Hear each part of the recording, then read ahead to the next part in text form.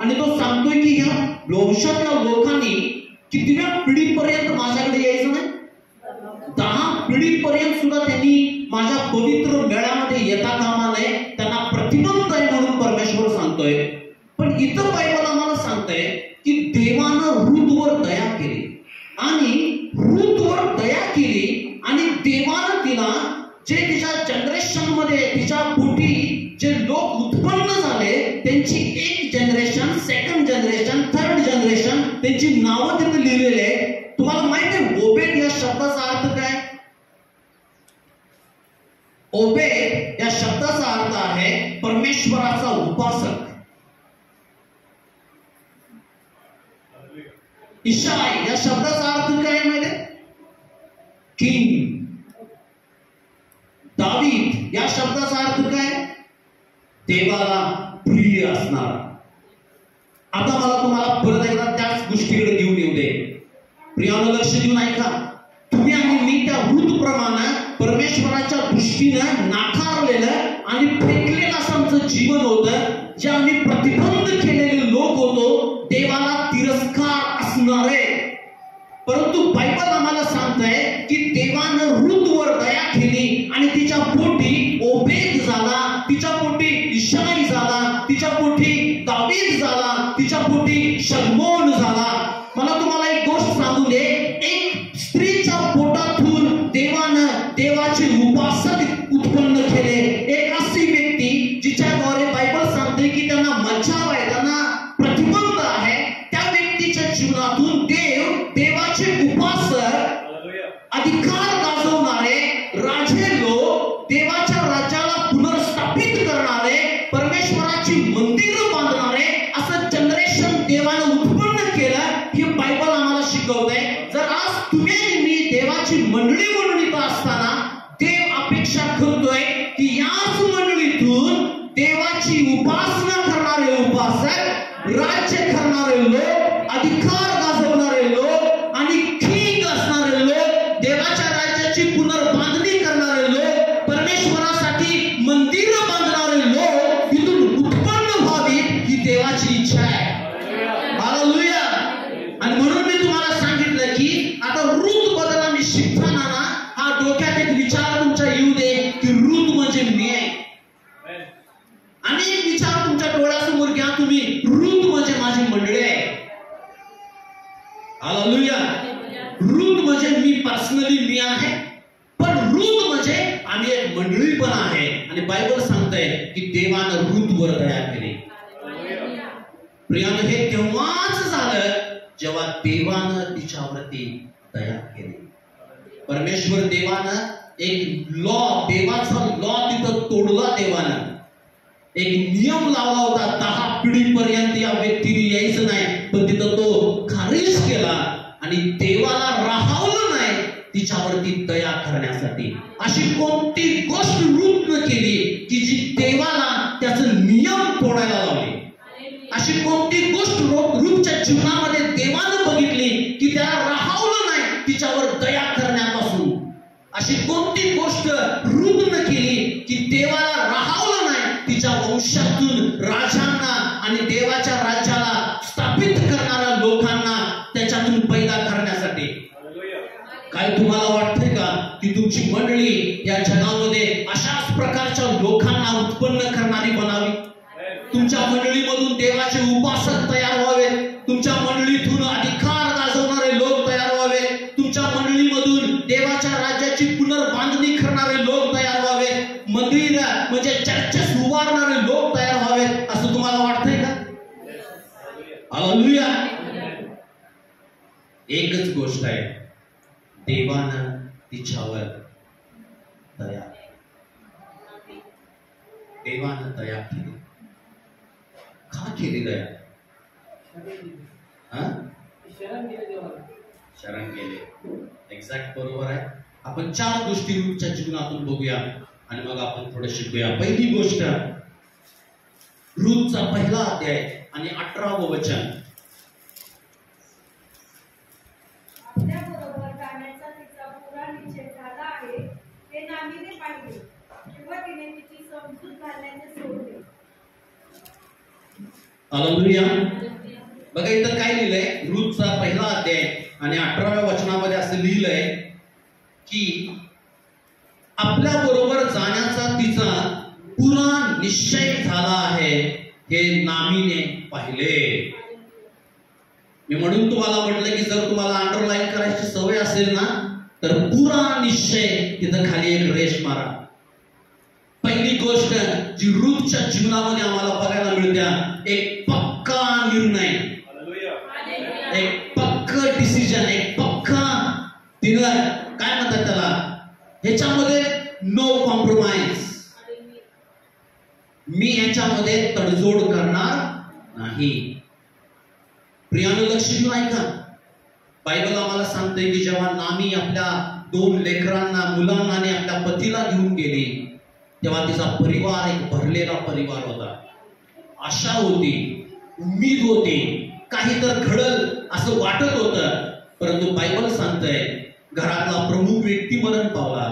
नंतर ह्या 2 सुनांची 2 नवरं पण मरण पावले. एक गोष्ट घडली, परकीय देशामध्ये ते राहिलेले. माझ्या सासूच्या देशाकडे जर मी बघितलं तर ती तिचा देश सोडून 10 वर्ष या परक्या देशामध्ये येऊन राहिलेले आहे.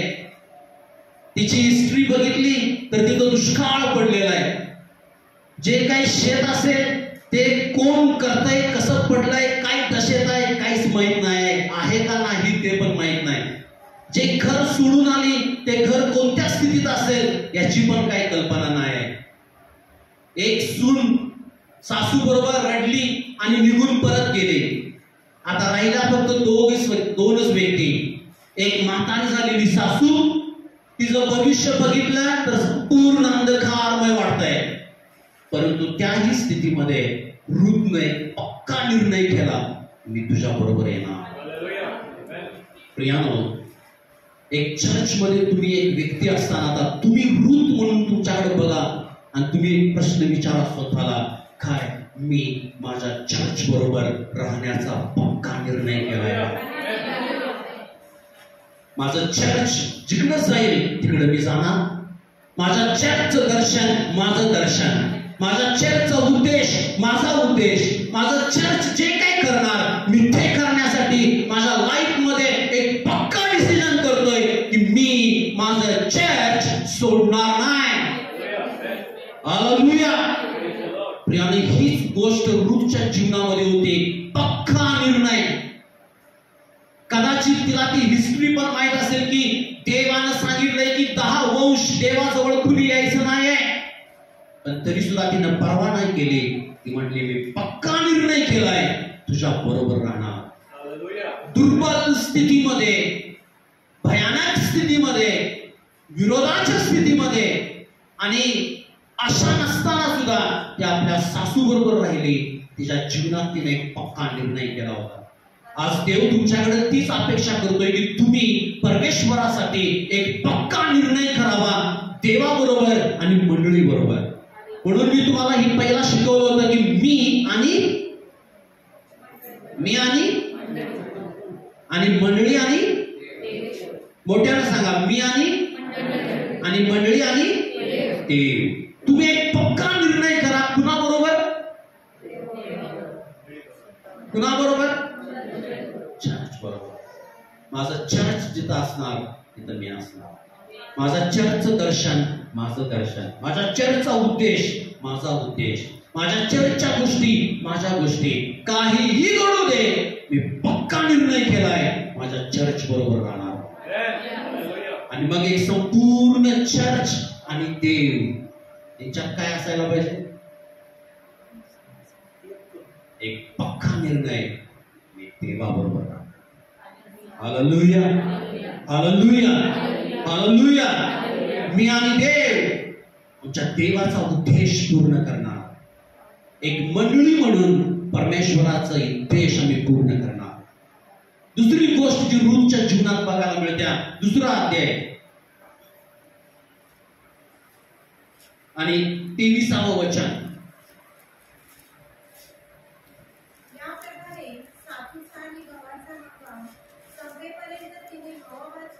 याप्रमाणे सातूच आणि जवाचा हंगाम संपेपर्यंत तिने बवाजाच्या नोकरीनी बरोबर सर्व वेचीला आणि ती आपल्या सासू बरोबर राहिली. ही दुसरी गोष्ट एक अंडरलाईन करण्यासारखी आहे की ती आपल्या सासू बरोबर राहिली. थोडंसं लक्ष देऊन ऐका आता. पहिली गोष्ट रूथच्या जीवनामध्ये होती एक पक्क डिसिजन, नो कॉम्प्रोमाइज. त्याच्यात मी काही तडजोड करणार नाही. माझं भविष्य काय असेल मला माहित नाही, पुढे माझं काय होणार मला माहित नाही, पण मी पक्का निर्णय केलाय की मी तुझ्या बरोबर राहणार, तुझ्या बरोबर येणार. आता दुसरी गोष्ट तिच्या जीवनामध्ये ही दिसत्या की ती म्हणते की ती आपल्या सासू बरोबर राहिली. प्रियानो, आम्ही बरेचदा एक निर्णय घेतोय की मी येशू बरोबर राहणार, मी येशूच्या मागून जाणार. पण नंतर काय होतंय माहिती आहे तुम्हाला? नंतर काय घडतंय माहिती आहे? एक छोटस उदाहरण तुम्हाला सांगतोय का, ज्याचा अनुभव मी घेतला. माझ्या चर्चमध्ये एक मुलगा होता. त्याला मी एवढं असल्यापासून बघतोय, मोठा झाला, भयानक परिस्थिती होती. आमच्या मंडळीने आम्ही त्याच्यासाठी कष्ट केलं, किंमत मोजली, शिव्या खाल्ल्या, बरंच काय काय केलं. त्या मुलाला प्रभूमध्ये चांगलं वाढवलं, एकदम समर्पित मुलगा. आणि मग त्याच्या नोकरीची समय आला, शिक्षण पूर्ण झालं आणि देवाच्या दयेनं त्याला एक सरकारी नोकरी लागली. मग तो नेक्स्ट स्टेप, आता नोकरी नंतर काय, नोकरी नंतर आजो त्या दादानी बरोबर सांगितलं, नोकरी छोकरी. आता छोकरी पाहिजे. मग आमच्या चर्चमध्ये एक मुलगी होती, ती एक चांगलं शिकलेली गरीब होती. तिच्या पण बाबतीमध्ये मी आणि माझ्या मंडळीनं खूप कष्ट केलं. तिला पण कसं कसं कसं करून शिकवलं. तिच्या घरातले लोक तिचा द्वेष करायचे, आमचा द्वेष करायचे, आम्हाला मारायला कधी कधी यायला प्रयत्न केले. तुला जेलमध्ये टाकणार म्हणून काय काय काय काय काय काय एका पालकाला करायला लागतंय हे आशिष पास्टरांना माहीत असणार. पण हे सगळं केलं, त्यांना शिकवलं. ती पण चांगली मोठी झाली, चांगली शिकली आणि एक नर्स बनली. चांगला जॉब मिळाला. मग या दोघांचं लग्न केलं. ठीक आहे. आता एक पालक किंवा एक पालक म्हणजे एक वडील, त्याच्या अपेक्षा काय असतात? ज्या लेकरांचं बोट पकडून त्यानं वाढवलंय, आता त्या लेकरांनी काय करावं? आपल्या बापाला, आपल्या आईला, आपल्या घराला काय करू नये? विसरू नये, सोडू नये. ठीक आहे. तुमच्यासाठी जे इन्व्हेस्टमेंट केलं देवाच्या राज्यामध्ये, तुमचं काय नको आम्हाला, पण जे तुम्ही देवाला देताय ना ते तर तुम्ही करू शकता. तो व्यक्ती एक स्टेटमेंट दिला. काय दिला माहिती? जर आपण त्यांना आपला दशांश दिला तर ते आपल्या दशांशावरच अवलंबून राहतील. आणि लहानपणापासून त्यानं माझं जीवन बघितलंय. माझ्या लाईफ मध्ये मी 3 सिद्धांत कोरून ठेवलेत माझ्या हृदयावरती, कोरलेले ते. पहिला सिद्धांत, मी कर्ज कधी काढणार नाही. दुसरा सिद्धांत, मी कधी कुणाकडे मागणार नाही. तिसरा सिद्धांत, मी उधारी करणार नाही. हे माझ्या लाईफ मधले कोरून ठेवलेले सिद्धांत आहेत. त्यांनी लहानपणापासून बघितलंय की हा व्यक्ती कसा आहे.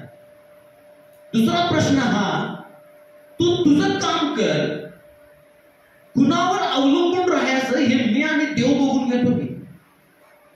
तू काय देवाच्या जागी आलायस काय? चला गया, सोडून निघून गेला. हालेलुया. प्रियानो, मी तुम्हाला आणखीन एक छोटीशी साक्ष सांगतोय का. मी